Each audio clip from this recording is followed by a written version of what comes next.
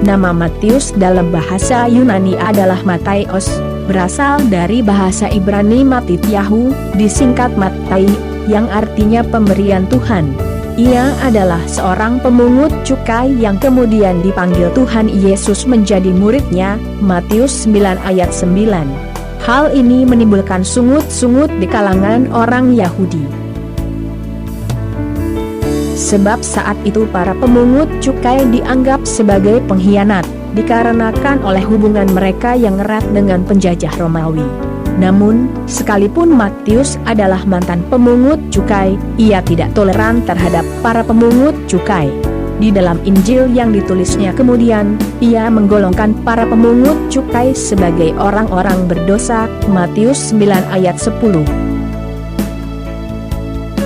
Matius mempunyai dua nama. Di dalam Injil lain, Matius juga disebut Lewi, Markus 2 ayat 14. Banyak pakar Alkitab yang menganggap bahwa nama asli Matius adalah Lewi, kemudian Tuhan Yesus memberinya nama baru, yakni Matius. Namun para pakar lainnya beranggapan bahwa Matius adalah anggota suku Lewi, sehingga ia dinamai dengan nama sukunya tersebut. Tampaknya Matius adalah orang yang cukup berada, sebab ia mengadakan perjamuan yang besar untuk Tuhan Yesus di rumahnya, serta mengundang banyak orang untuk ikut di dalam perjamuan tersebut, Lukas 5 ayat 29. Hal ini memang tidak terlalu mengherankan, sebab para pemungut cukai adalah orang yang terbiasa memungut pajak rakyat melebihi yang ditentukan pemerintah Romawi, bandingkan dengan Lukas 3 ayat 12 dan 13. Tidak diragukan lagi bahwa Matius adalah penulis Injil yang disebut menurut namanya, yakni Injil Matius. Hal ini sesuai dengan tradisi gereja.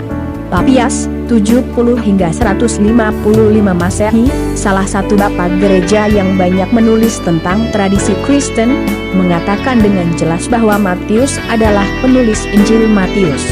Pandangan ini sangat masuk akal, sebab sebagai mantan pemungut cukai, Matius pasti mampu membaca dan menulis, serta terampil dalam hitung-menghitung. Dalam bukunya Book of Martyrs, John Foxe menulis bahwa Matius menghabiskan sisa umurnya untuk memberitakan Injil di Partia dan Ethiopia. Menurut Foxe, Matius meninggal sebagai martir di kota Nadabah pada tahun 60 Masehi. Namun karena Foxe memperoleh informasi dari sumber-sumber Yunani abad pertengahan, maka agak sulit untuk memastikan apakah pernyataannya itu layak dipercaya. Terima kasih.